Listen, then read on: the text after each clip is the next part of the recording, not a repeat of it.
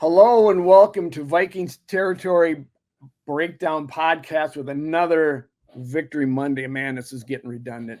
That's Mark Craig from Star Tribune and StarTribune.com. He's a Vikings writer and NFL insider. I'm Joe Oberle, senior writer at PurpleBTSD.com and VikingsTerritory.com. Thanks for checking us out. Vikings had a huge and great victory yesterday. Defeated the defending champs 23-17.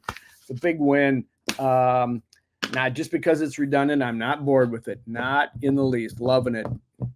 You doubted them, Joe. You picked against them. You doubted Yes, them. I did. I did. When they're raising the trophy and they say all of the doubters, the haters, you'll be one of them. Vikings Territory's own Joe Oberle doubted them. You got to sometimes use the reverse psychology jinx on them, and get them motivated that way. I'm sure KOC tuned in and said, "Hey, that asshole Oberle is picking against us. We got to go. We got to go." So I didn't go in to listen to him talk. I was at work in the locker room, but someone said, the quote that jumped out was, "This team is not a joke." And I know that underneath the surface, it's been kind of grating at him a little bit about, that they're too soft or they're too this or not enough of that or this or whatever. And hats off. I mean, 49ers did not have McCaffrey, but they, his replacement still runs for 100 yards, 24 carries. They're still good, an extremely good team. And, it's an impressive win. I wasn't expecting it. The defense, obviously Darnold is he keeps this up. He's a runaway, winner for comeback player of the year. Yeah. But defensively, wow. What we're seeing is really special. And I think there's a clip on Twitter or X where Purdy comes up, and these guys might say this stuff all the time, but he goes up to Flores and says, your schemes are crazy, man. And I think he might have meant it this time, because they threw a lot of different things at him, and it's impressive. It's hey, hats off to the Vikings right now. Going back to the talk of me doubting him, I am on record on the show of doubting him. I've called this a transition year constantly, from the get-go, because of this Kirk Cousins salary cap issues. They said next year is going to be their big deal, and they're going to get their young quarterback ready for next year. Everything's moving towards next year. Well, that's got to go out the window. You've got to look at these guys as contenders now. I mean, they're leading the NFC North. It's 2 games in. I get it. I'm not doing that. But just the way they played last week was the Giants, and certainly that's true. I agree. It was the Giants. The Giants are bad, but this week they proved it against an elite team. Christian McCaffrey is down. His replacement is nearly as good as him. Doesn't really hurt their offense. Their defense is one of the best defenses out there, and the Vikings, basically had their way with them. So it was as impressive a victory as you're going to see this early in the season. So I think you got to run with it. Yeah, I mean, I was talking to Harrison Smith. I went up to him after, I didn't have any story I was talking to him about, but I walked up and I just said, hey, just like I thought, just like I planned it, and then he started laughing. He goes, yeah, I'm sure all you guys thought this. And then he goes, what was your prediction? I said 6-11. And he was like, are you kidding me? He goes, that's right. He goes, we got players. And, and what I like about Harrison's like talking to just a normal guy.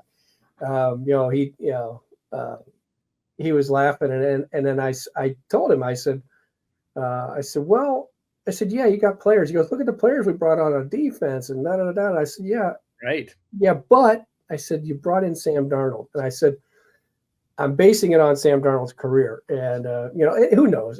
They're not going to go 6-11 now, but they're also probably not going to go 17-0. But the point being is that. You call it a transition year. I don't even know what that means anymore. I think the closest thing we've come to like a total rebuild is what the Bears did when they were, just basically trading guys away mid-season and, setting themselves up for the first overall pick. And pretty much most of the teams, especially the Vikings, are always kind of, they're always stay competitive. And Van Ginkel didn't move the needle for me. What did move the needle? I think we went back and we listened. It would, the one thing I did say consistently was I like that Brian Flores was the guy whose fingerprints were all over these new pieces coming in defensive. Yeah. Like, Van Ginkel didn't he didn't jump out as me as a guy that I was like, Flores drafted him though. Flores drafted him. What I'm saying. Van Ginkel didn't jump out as a guy like, oh my God, we got Van Ginkel. They got Van Ginkel. Oh my God, they got Grenard. To me, it was more like, they lost Daniil, they lost this, they lost that. But I was consistent in saying that Flores, what he's done with Metellus is now, right now you got Metellus, you got and Van Ginkel are, they have different positions and they do different things, but they are a product of what Brian Flores does. And, their defense, there was 10 third down situations that came up. 49ers go 2 of 10. And right off the bat, and I think on 8 of them, and I wrote this for this morning, was, Flores went with 4 edge rushers up front with Ward, and he would rotate Van Ginkel, Grenard, Turner, and who was the other? Oh, and Pat Jones. Pat Jones, the guy who had 2 sacks. And what he did there, and Van Ginkel he's playing basically a stand-up tackle position, and he's looping with Smith or Ward, and as an inside guy, then he's rushing from the outside, and he's almost had another point-blank interception. So what they're able to do with these pieces is, it's impressive. If they hang, when they're holding the Super Bowl trophy at the end of the year and they're hanging me in effigy, you're going to be right next to them, and Harrison Smith's going to light the fire underneath that. Just prepared. You might call me a doubter, the Minnesota guy who didn't pick him, although I wanted to. You almost goaded me into it, but I didn't do it. You didn't either, so that's just. What do they call that alert whenever you're going to give up the end of the show? Spoiler alert. So, it's not going to look good jinx wise for the Vikings this week. Whenever the guy who's 0-2 is going to pick them, so maybe I should just I should triple down, I guess. But and the other thing is, that was there were some Vikings fans that made some money on selling their tickets. That was a pretty good sea of red. Yeah. And understandably, that this is the best team in the NFC the past 6 years. 3 Super Bowls, and if it wasn't for Patrick Mahomes, they might have 2 Super Bowl, 2 more trophies in their case. Right. But that was a big, that was a lot of red there. But still, when the Vikings, the way they played, that brought the Vikings fans to life. And that place is, I'll still say, the Superdome, Kansas City, Seattle, although I think Seattle sometimes is overrated noise-wise, but especially the Superdome and Kansas City are 2 places that it's just wow. And the just a speck below that, I would put US Bank Stadium and the Metrodome. Metrodome might have been right up there with the Superdome. Yeah. In terms of noise and what it does to an opponent, what it can do to a team. So the Vikings have a fantastic defensive scheme to work with what they got going on with their crowd. Well, maybe we should talk about the defense first. I had the offense slated up, but we're going with the defense. I mean, they steal the headlines for me a second week in a row, because that's the key to the victory. As much as the offense has been good and very good these past 2 weeks, the defense has been better. And Flores is put together a scheme. I mean, the way you're describing him, and some of the Purdy's talking about him or what have you, is the way they talk about Zimmer and his defense. But we won't talk about what happened to Zimmer's defense yesterday. But I think Aaron Rodgers talks about Zimmer's defense as just being the most difficult to figure out. And I think Flores is right in there. It's really nice for the Vikings to have a guy. Hopefully they can keep him to do that, because he's got good personnel. They brought in some good guys, but they're still not the the big names that you would expect. I mean, Patrick Jones now has 4 sacks on the season, 2 last week, 2 this week, and he was, an afterthought in that draft 4 years ago. You got Blake Cashman with a big game, 13 tackles, 2 sacks, 3 passes defended, and Ivan Pace was all over the field. It was just, these guys in the middle for him are just they're setting the tone and doing the job. You've got to throw people in there. You mistakenly credited Patrick Jones to Kwesi. Just between you and me, I've crossed it off since, Mark. Okay. Kwesi, so it wasn't Kwesi, but somewhere Rick Spielman is, after the poop storm that the Zimmer story created nationally, with Zimmer walking out in the 3rd round when they picked Mond, and then they picked the 4 others that he called, 4 backups. I guess, Patrick Jones is still a backup. But he's a part of a rotation that's like, wow, this guy can play. So it's maybe Rick Spielman's crowing a little bit about that one right now. Just like, Spielman, last year when we wrote the story, I wrote a story on Cam Bynum after the big 49ers game that he had. That was, I remember talking to Rick about, what did they see in him? Because he was just supposed to come in and just, be a placeholder. And then whenever they got Lewis Seen, he was just supposed to be step aside and have Lewis Seen walk in. And he's a fantastic player, one of the most underrated players in the league.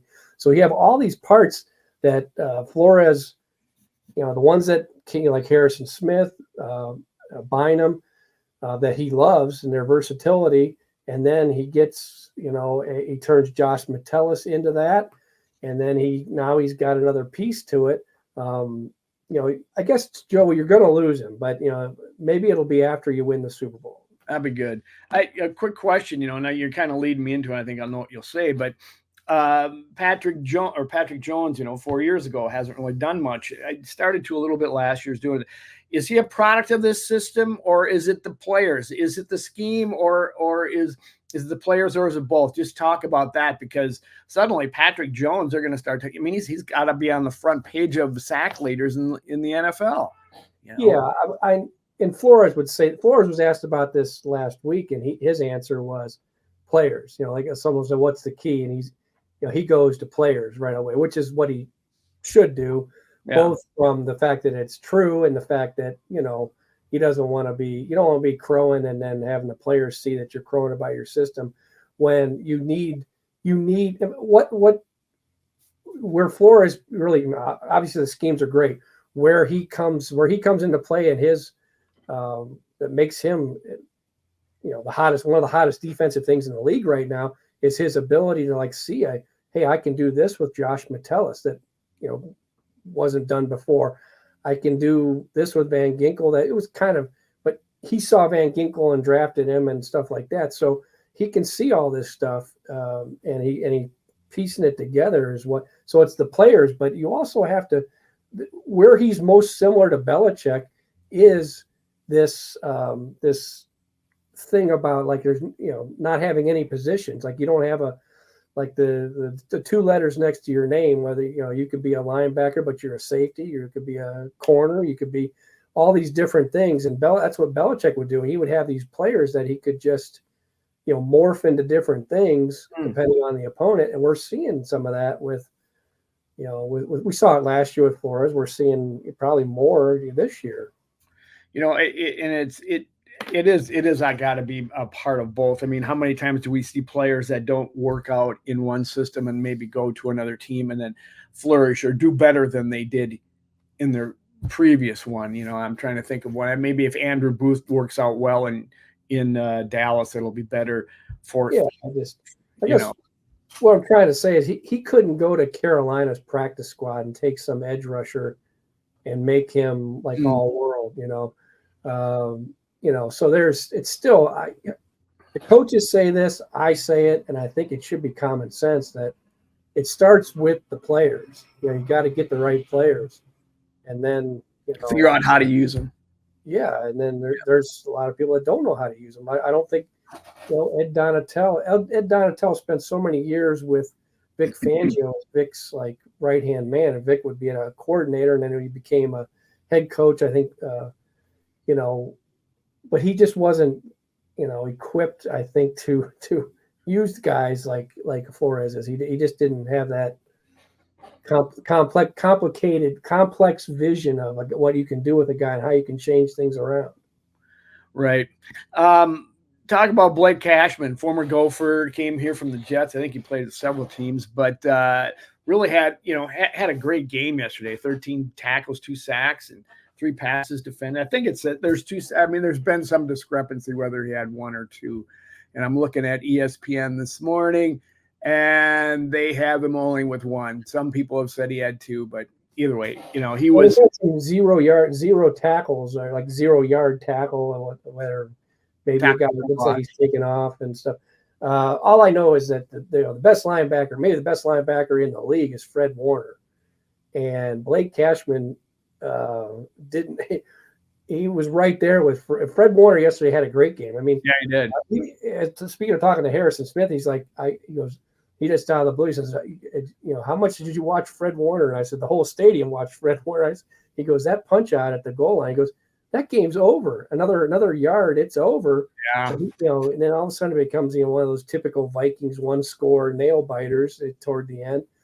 But Blake Cashman, that's another guy that's like, I knew that he had some years where he was hurt. I knew he led the Texans in tackles last year. I thought he was a decent player. But he's hanging with Fred Warner, which is about as good a compliment as you can say when you're talking about watching inside linebackers play. And then the other guy next to him, little number 0, is like a little fire plug all over the place. That guy has been impressive from the minute I first watched him, as undrafted guy last year. Yeah, Ivan Pace had another great game. They do have a solid unit back there. You throw in Van Ginkel, Jonathan Grenard. They had 6 sacks as a team yesterday and 7 quarterback hits. That's a big number for the Vikings. I don't recall the last time they've had 6 in a game. In everybody's doing. Van Ginkel almost had another one of those picks like he had last week for the pick 6, where he read a sideline pass and stepped in front and got his hand on it, but they recovered the fumble such as it was. But this team is playing. I just think it is. You kind of touched on Brian Flores knows good players, knows good personnel, and then he knows what to do with them once he gets them. So that tells me that's why he wanted Van Ginkel. Van Ginkel was one of the first signings that they got. Bernard was first, and then there was Van Ginkel. You go, who's this guy? And oh my goodness, what fun to watch! He just looked like Garth on Wayne's World to me.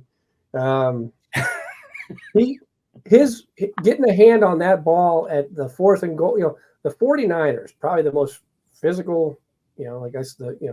One of the most physical teams in the league, has 1st and goal at the 4 after converting a 4th down at midfield to get there. It's first down, 4th and 3. Kyle Shanahan gets a 25-yard pass, I think, to Kittle. They get down. It's 1st and goal at the 4, and it ends on downs on 4th and goal at the 1. And Van Ginkel is the reason, because he gets a hand on. He gets like a few fingers on. I mean, his ability to rush, but also get his hands up and to see what's happening and bang bang in a quick, talk about just the reaction time that he has to be able to do these things. He gets his hand on that, and it's turnover on downs. I mean, you could say they had 2 turnovers, but really, like 2 turnovers on downs in addition to their 2 takeaways, and then you have C.J. Ham's blocked punt. So, really, that's a 5 turnover game the Vikings had. Yeah. But the block punt is a much different when could be going 50 yards this way and you're taking it and going, that's a difference of 80 yards. So that to me is like a turnover too. It really is. They had the 2 turnovers plus the block punt, a pick by Metellus. So was that the one that was batted around several times, or was that? Yeah, it was like 4 guys or 3 guys had their hand on that one. Yeah.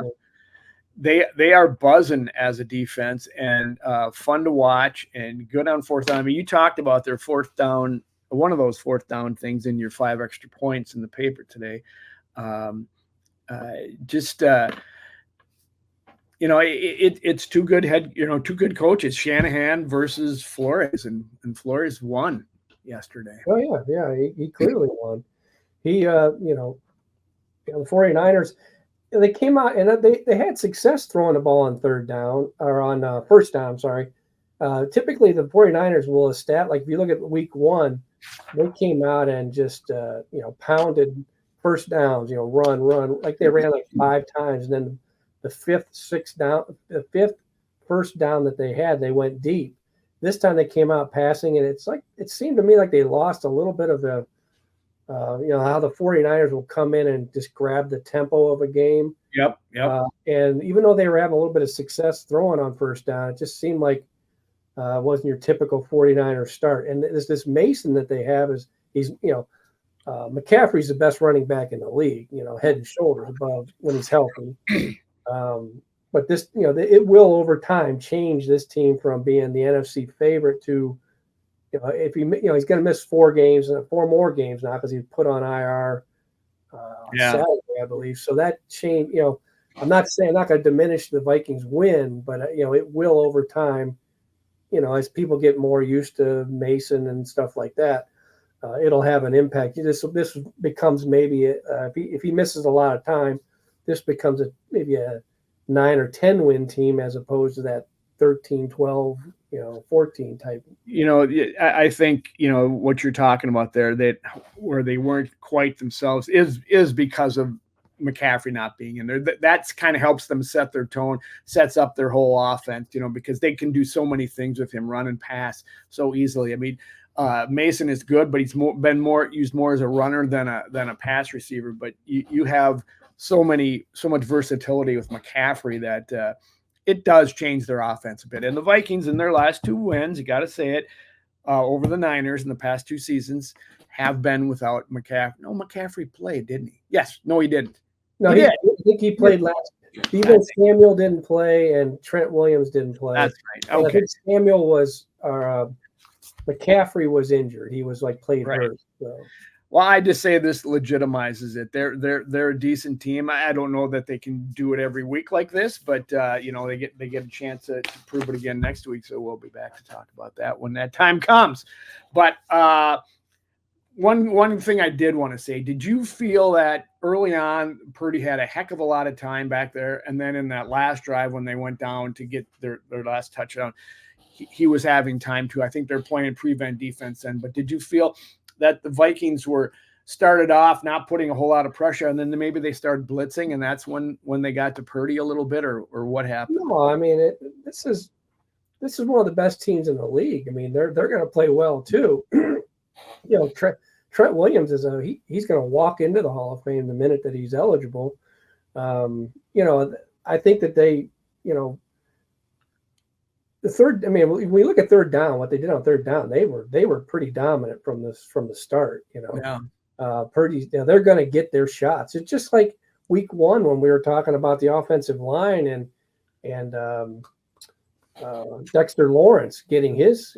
Dexter Lawrence is one of the best tackles in the league. He's going to have his highlights, and that doesn't mean that because 2 of his plays stood out that the entire game was Dexter Lawrence doing this to the Vikings. The Vikings played a really good game on the offensive line. Just like overall, the 49ers are going to, they're going to get their points and they're going to get their strikes. They just didn't, like Kittle, had some catches. I don't know what his final numbers were, but he didn't have that, that wow, game that. But he had a good game for sure. Yeah, there were some catches that added up some 25. So the Vikings or the 49ers are not going to ever be, look like the Giants offense did last year or last week. So, I think, part of that's just, that's a good team too. Kittle and Deebo Samuel put a hurt on him late, but the Vikings withstand it. Anyway, great game for the defense. Let's take a quick break and come back and talk about the offense and how they did yesterday, because once again it was an exciting day. Some big plays, some big drives in that game. So take a break and come on back to Vikings Territory Breakdown. Okay, folks, welcome back to Vikings Territory Breakdown with Mark Craig from the Star Tribune. Mark, the offense put up 23 points yesterday, settled for a few field goals. It was nice to see Will Reichard hit 3 field goals, and he's perfect down the season. Going to talk about him a little bit too. But Sam Darnold with another very good game, 17-26, 286 yards, 2 touchdowns, 1 pick, 109.1 rating. Just and some great passes in there, some mistakes, but some great passes. I mean, the 97-yard touchdown pass to Jefferson, my goodness, laid it right in stride. And that third down play to pass to Naylor down low kept the drive going. Great catch by Naylor. Sam Darnold looks confident back there, looks at ease. The fact that he is able to all of a sudden think I can pitch the ball over the top of my tight end for a fumble. He must be at ease to do something like that. And the pick he threw was concerning. He threw into heavy coverage, but he also had 32 yards rushing. So this was the question I said facetiously to you, but is it time to extend Darnold's contract? Well, I told you, it's like, you're going to lose Flores. You can't afford Darnold. You're blowing your draft picks. Joe, this is terrible. This is a terrible, terrible time for Vikings right now. Yeah, good problem to have. What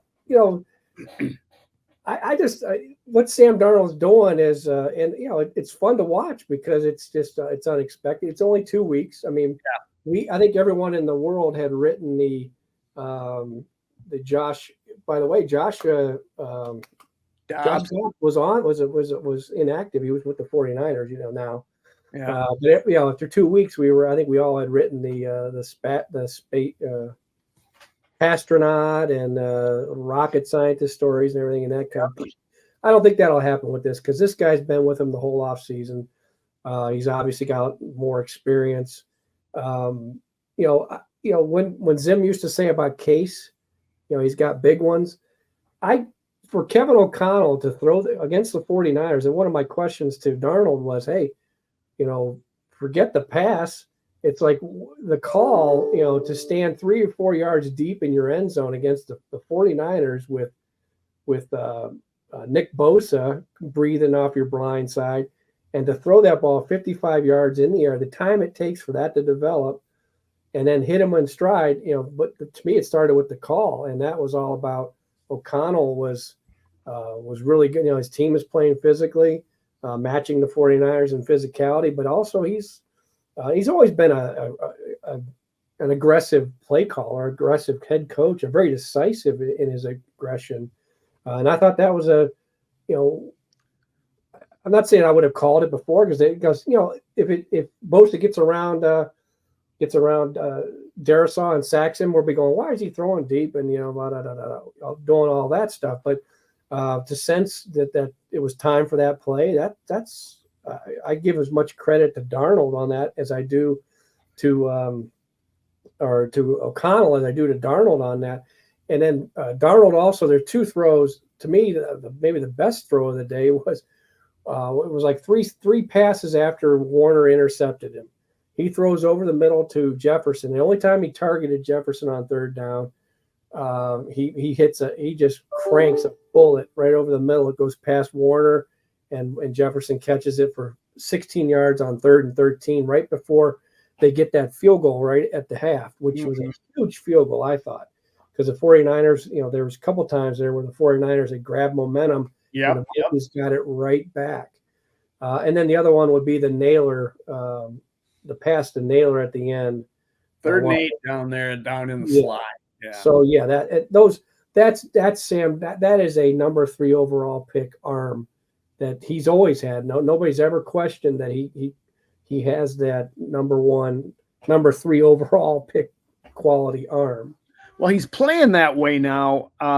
Once again, player of the system. Is this just comfort with the tools around him and the coach that?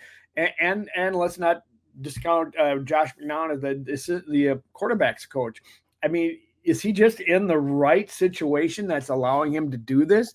And this has not been in the situation heretofore because he looks really good. He looks I don't feel like the Vikings are right now missing Kirk Cousins. Not even taking into consideration what Kirk is doing now or whatever, or will maybe do tonight. He looks every bit as good as Kirk Cousins did at his best when he was here. Just 2 games, but still. I mean, it's product player of the product system. Well, in this situation, it's. I mean, I think Kwesi said it whenever they had us all together watching the tape of their the guys they picked, and was talking about J.J. McCarthy. He was like, teams fail players more than when it comes to quarterbacks. Teams fail quarterbacks more than quarterbacks fail teams when you draft a guy like that. And I would agree 100% with that. Going back, well, you can go back as far as you want, but like Tim Couch coming to Cleveland in '99, an expansion team, which was like Division III, trying to play against Alabama and Ohio State, and he does nothing but say Donovan McNabb goes to Philly number 3. They flip flop picks. It could be a totally different story. It could be Tim Couch could have had Donovan McNabb's career. Who knows?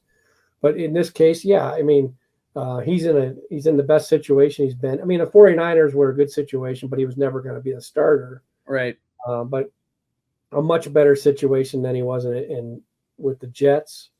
And a lot of these guys go to terrible situations because, if you're that good, you're going to the worst team in the league. Just like, Bryce Young is probably not in a great situation in Carolina, even though they've changed everything over. It doesn't look much better this year.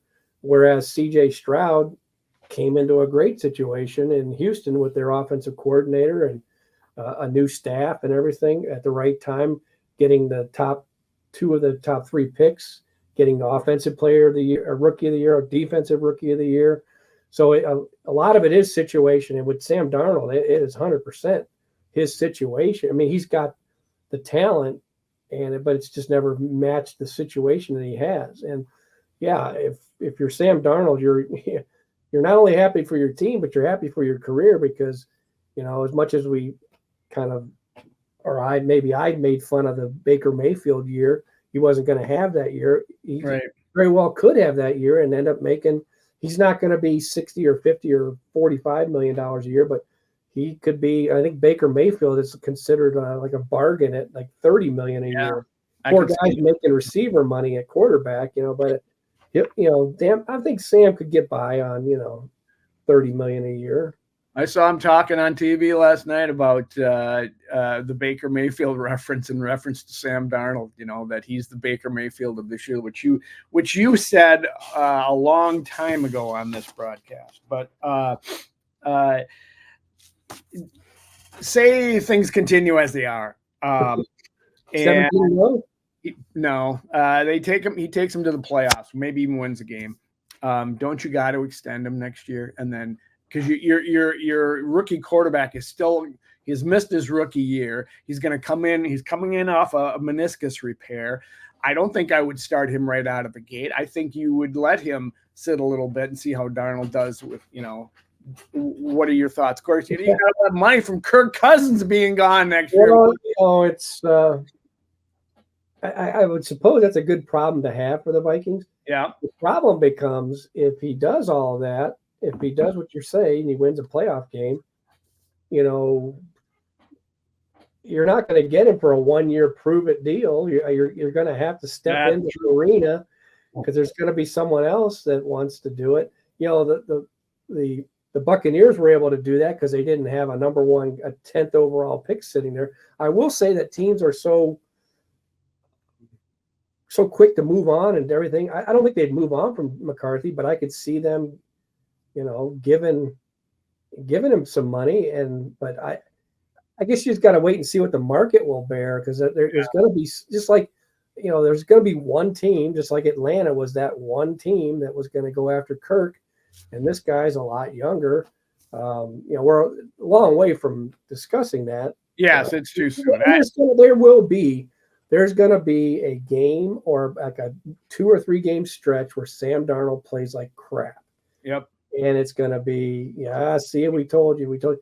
But For Sam, it's just a matter of when you get to the end, just have 9 or 10 ones that you won, and the others, and get into the playoffs and then win a game, and then when I look back at what the Vikings went through last year, and you referenced it with Josh Dobbs and such, I got to believe they're of the mentality you can't have enough good quarterbacks, so that you are definitely going to offer a contract to Darnold if he does those kind of things, and you have McCarthy, and then you figure it out going forward. You'll have money to put at the position. You'll have it's the position that requires some money. So I don't think it's. I'm just not. I'm not Rob Brzezinski enough to figure that. To me, I just can't. I can't imagine if he wins a playoff game, and he stays on this, not this pace, but something similar. What it would cost, and then because he's Kirk's. Look what Kirk got. Yeah, and Kirk's 7 years older than him, something like that. He's 38. I don't know what Darnold is, but yeah, you're probably not right. It'll be interesting. Way too soon to talk about that. I told you, Joe, that they're ruining everything. Flores is gone. You can't afford Darnold, and is anybody done where they're drafting right now? No, we need to build a They're 2-0. They have the best record in the league. They could be drafting in the. What if you're drafting 32nd? What about that? What are you gonna do? I'd still be drunk, so I wouldn't care by the time the draft rolled around. So it's not a big deal. The running game was great again yesterday. Jones and Chandler in the backfield was very good. Chandler came off the bench 10 for 82 yards. And Jones had 5 catches for 36 yards. That's just the kind of stat line that, I think they had with you throw in Darnold's 32, it was like 140 something they had in rushing. Those are the stats that we haven't seen around here for a while. You got Jones catching the pass out of the backfield, very valuable, plus running. And then Chandler comes in with this burst and just looks great. And he's forcing me to want to go pick him up in my fantasy league when we're done here. Yeah, that was one of my 5 extra points. After praising KO for that, throwing that deep ball and saying that's a gutsy call. One thing I got hacked out on the print section, which we're not supposed to care about print anymore, I guess. But you can give it here. I think it's online. It was I made reference to Darnold's interception. I think KO had to share some of that. Because your guy, Ty Chandler, who you're going to pick up in fantasy football, comes off the bench and runs 3 times for 37 yards. He's averaging 12.5 yards a carry. They get down to the 21-yard line, and it's like, just keep feeding this guy. Yeah, hammer it. Maybe the goal line will get in his way, and they drop back and they throw that pass, and Warner intercepts. And I'm like, I said 2 things. I said, you got 2, So what's he doing, throwing in that situation? And, that's Sam Darnold. That's the one, it was a bad throw. Or, I think sometimes it's Sam maybe. And Warner did make a great catch. He did. That ball. But it's like, he's got a great arm. So he's still got, even though he's been beaten down in his career. It was heavy coverage, Mark. He threw into heavy coverage. Yeah. So it was like set Sam Darnold. I haven't had a chance to go back and rewatch the game, more closely. But I thought that O'Connell should have just kept running it because you're down to the 21. You go in there and you score. It's what would be a 17-0, I believe, if you score there. Wow. I just thought that was O'Connell getting a little too, I don't know, aggressive. He just kept running. My God, what Chandler was doing, just keep running it. He said earlier he's an aggressive play caller, and I guess that's what it was. Yeah. You get your foot on the gas, and you just go, okay, let's bury him now with this big play. And you always got to be thinking about what's going to catch him off guard. And yeah, the thing they probably would have lined up for and been ready for was to get hammered again. Maybe, I don't know. That's probably. I guess part of me would be to keep it in the back of my head that this is still, Sam Darnold still has a track record of doing some of this stuff.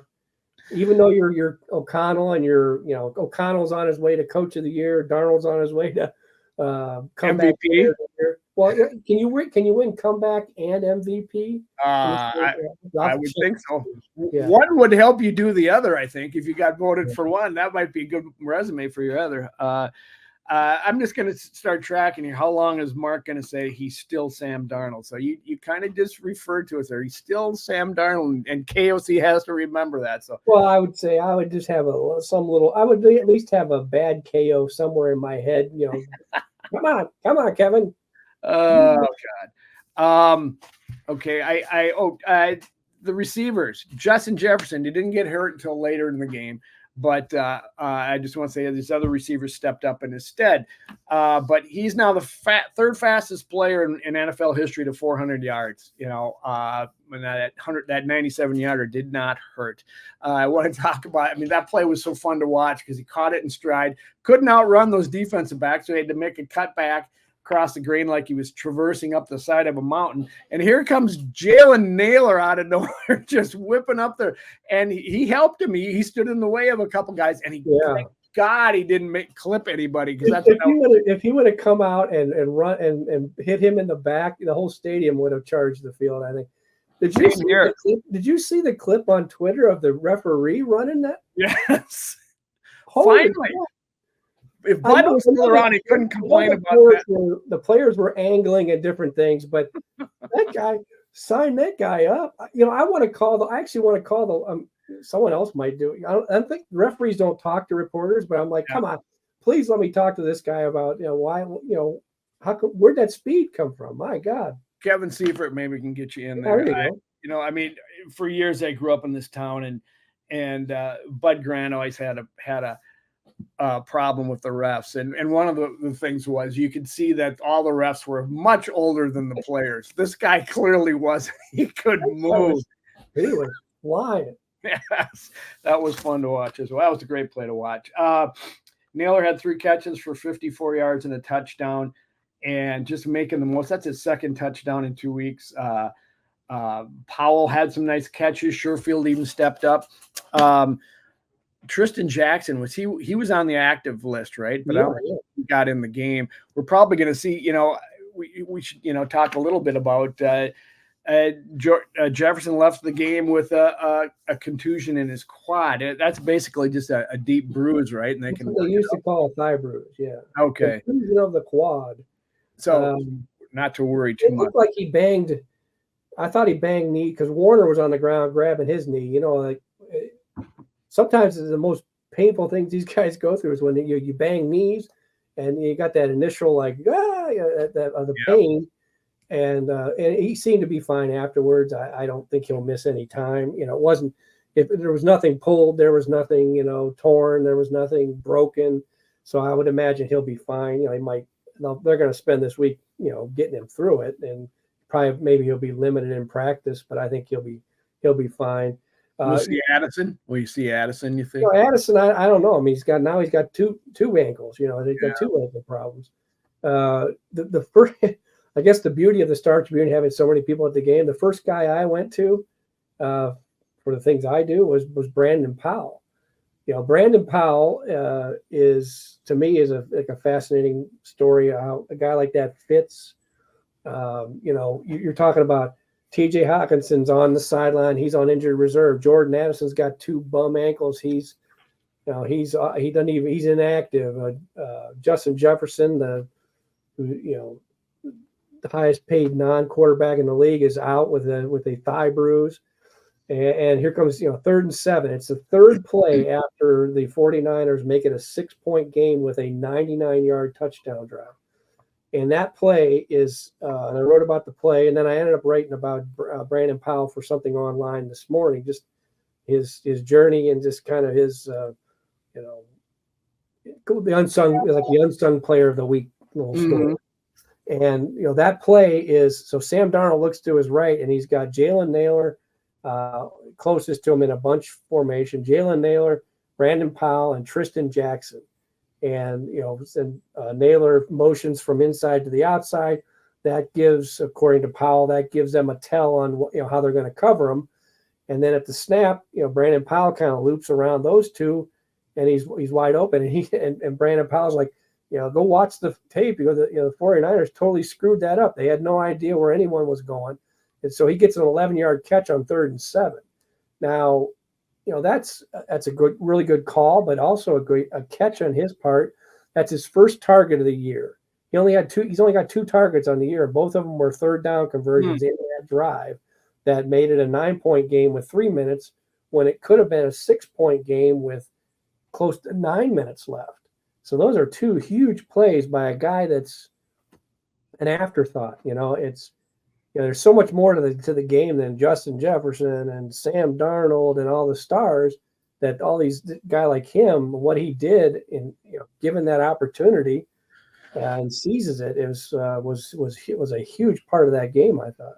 Don't miss KJ Osborne so much. Has he even caught a pass up in New England? I haven't noticed, but that's kind of what the thing that KJ was doing. Probably a little more consistently than Powell was doing whenever KJ had 2 years ago. So you need those guys. I mean, they all can't make $35 million a year, and right. You got to have those poor working schlubs making $2 million a year like Brandon Powell. Yeah, I got to give a shout out to special teams with the block kick by C.J. Ham. It only turned into 3 points, but it was a huge momentum change and a huge field position change. And Will Reichard he's perfect on the season. Got 3 field goals, and they even covered their first onside kick. Was that not weird seeing all of a sudden, okay, they're kicking an onside kick? We're going to tell everybody. We got to announce it. And I'm thinking, I was typing to somebody, said, I can see where the Vikings would screw this up. First time you do this in the new kicking era. As an old school guy, one of the few things I jumped on board with the new school stuff was this kickoff. I was like, okay, I like it. I like what they're doing. And boy, is that thing fizzled. What a waste. I think I was talking to, and Seifert knows the rules better than the NFL knows the rules, I think. And I've had high hopes for it. I thought it would be exciting, and it's just the same thing. And I don't understand how you're willing to give the ball at the 30. I know that if you miss the landing zone, it's at the 40, but it seems like you could hit the landing zone a little, as accurate as these guys are. You could hit it closer to the goal line, force them to. But apparently, the average return after all the research they did would be at the 29. So they just figured, just go ahead and kick it out. So the NFL is going to have to, if they want to keep trying to do this and have this goofy lineup for it to actually work, they're going to have to do some more tweaking to the rule, I guess. Yeah, maybe bringing a touchback out to the 35. That'll maybe get. I think the one that they did return, Jay Ward had a tackle. I believe that was like inside the 15. Yep. So that was a good day for special teams. I think maybe Ryan Wright averaged over 50 yards a punt. I think he had one boomer that sent the guy way back. Yeah, and the block punt was, C.J. Ham was like, I'm not a skinny guy, but I was able to get skinny. A little crease for a 250-pound. He's as wide as he is tall, I think. And he's able to get in there and block it. One of the funnest plays in the game, as far as I'm concerned. If it happens for your team, it is such a flip flop of momentum, right, in one play. But all right, well, we better take a quick break. Come back, and we'll talk about the Houston Texans coming in. They played the Bears late last night, and I'll talk about that and some other stuff around the NFL with our NFL Insider. Come on back to the Vikings Territory Breakdown. Okay, folks, welcome back to Vikings Territory Breakdown with Mark Craig. Mark, a couple notes from yesterday. The Vikings did have 2 turnovers. Jones fumble at the one and the Darnold pick. Their time of possession they were down 25-35, and they were down in plays 54-67.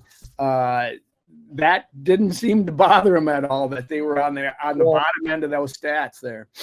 Well, you know what hurts your time of possession, Joe? A 97-yard touchdown.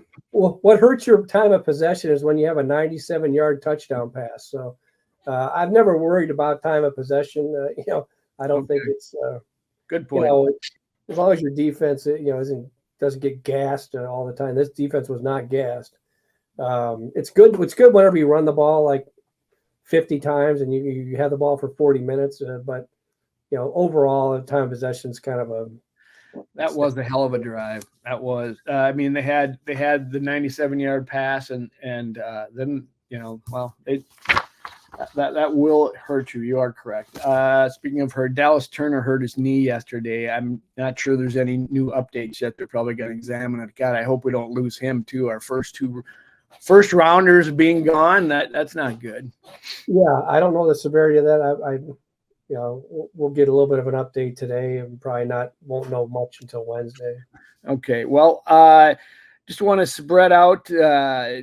Tap our NFL insider a little bit and ask them first about the other teams, the NFC North. The Lions get beat by Tampa, and the Bears get beat by the Texans. The Packers won, so that puts the Vikings in sole possession of the NFC North at 2-0. Who'd have thunk it? Nobody on this podcast would have thunk it, but here we are. And the Lions.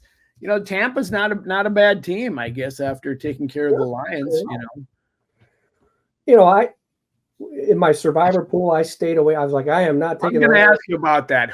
Because there are some upsets this week. Oh my God, it's a bloodbath. Yeah. I said, one thing I was like, because the Lions were like one of the popular picks, and I'm like, I am staying away from the Lions because they won, because Tampa Bay, Baker Mayfield. I said, that just doesn't add up. I was tempted a little bit whenever I saw Winfield didn't play or he was out, ruled as out. Yeah, assuming he didn't play.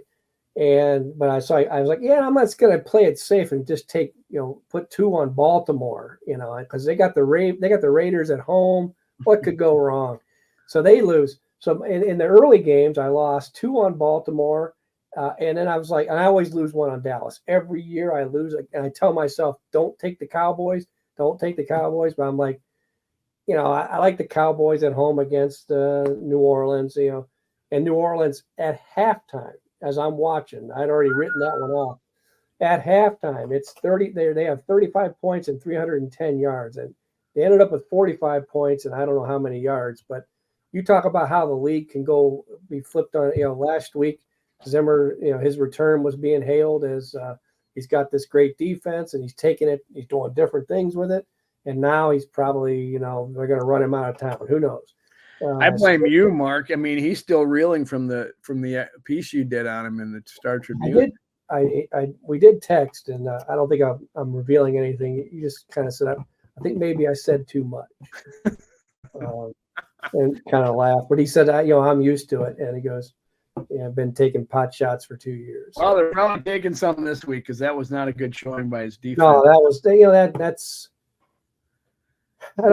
That's kind of what Dallas has been for for quite a while now. It's just like they build up this this hope for the people who still. I mean, I America's team all this time. I still don't see them as a national team. They have been a national team in 30 years, if they even were then. But I feel like it's partially because of Jerry Jones' continued desire to be in control, and I mean he should hire the right guys and let them do it, because they've always been there at the press. They're at the beginning of every season. Here come the Cowboys. Here come the Cowboys, and at the end of every season, there they go again. Well, I thought maybe that McCarthy would get fired. If they started slowly, McCarthy would get fired. Zim would be the head coach to finish out the year, but if they're going to go south and the defense is going to give up 45 points, probably not going to be Zimmer that finishes out if McCarthy gets fired. The Bears lost to the Texans last night, and the Texans are coming to town this week. I watched the game, and I'm not that impressed with Caleb Williams yet. He's young. He's going to take a while. He has some flashes, but boy, he looks like a rookie quarterback to be for sure. They finally scored their first offensive touchdown of the season, but I still don't think it was a pass. I can't remember who it was, but and the Texans didn't run away with it. The Bears have a really good defense, and they bottled up Joe Mixon. He couldn't get on track anywhere to get some running, so I think that was part of it. But the Bears, or I should say, the Texans, you would think would have, all the hype that's been around them this year too. What do you see from that team coming in? They're a couple of, a couple of 2-0 teams clashing at US Bank Stadium this week. It's going to be a big game, and there's so many names that went back and forth in these two teams. I mean, we've got several of their players, they've got several of ours. It's it should be quite the tilt. People are already requesting flex it. Matthew Collar was saying that, but he's just kidding. Can you flex this early in the year? They can't. That's why he was just being facetious. Yeah, no flexing. Noon games are fine. Yeah, they should all kick off noon kickoffs.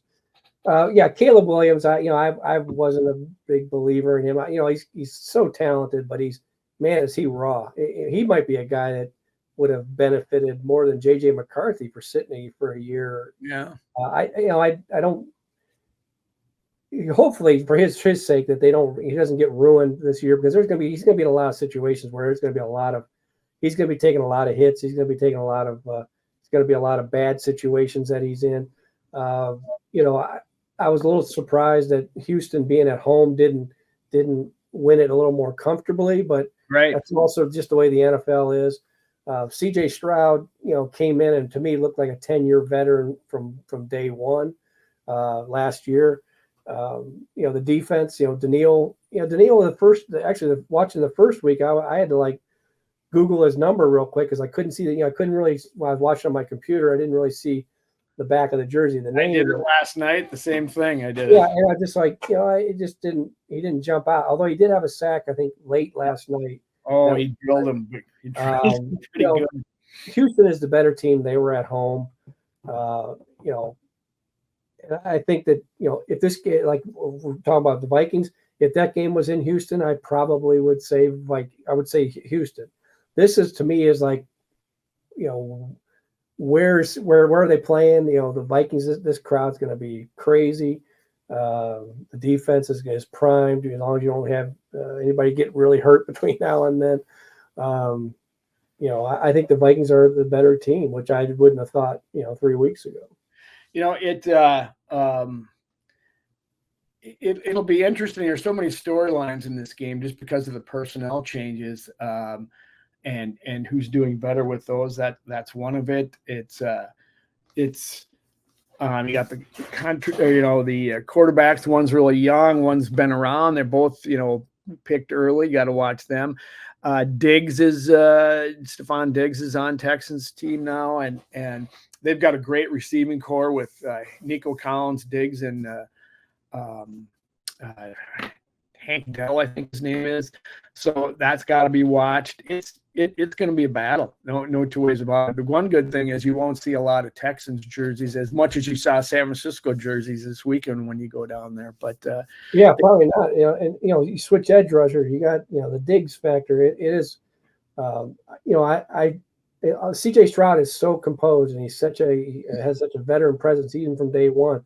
But I still feel like it'll be the way the defense is playing now. I mean, Brock Purdy has that, and Brock Purdy was put in some bad situations. I think the Vikings are going to be able to do that at home. It's